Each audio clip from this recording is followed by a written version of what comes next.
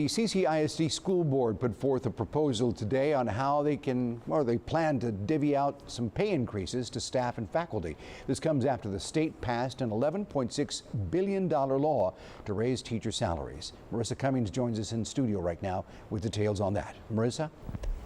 Rudy, the proposal from the board is just the first step in finalizing a budget for this upcoming school year, but it's already raising some concerns.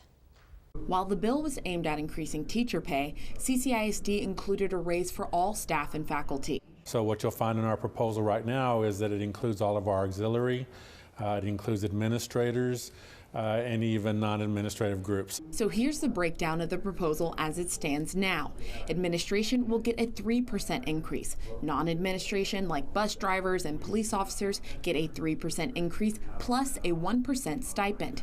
Teachers who have been with the district for less than 6 years get a 3.5% increase with a 1% stipend. And teachers who have worked for CCISD for more than 6 years get a 4% increase plus a 1% stipend. But not everyone was on board with this proposal. A lot of the conversation centered around our teachers that have 6 or more years experience versus the teachers with 5 years or less.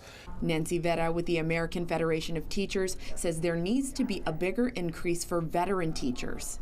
We believe that the teachers who have been here with the Corpus Christi Independent School District and who have proven that they are dedicated and altruistic regarding their children need to be given more money. The school board will be hosting more workshops to adjust the proposal as needed.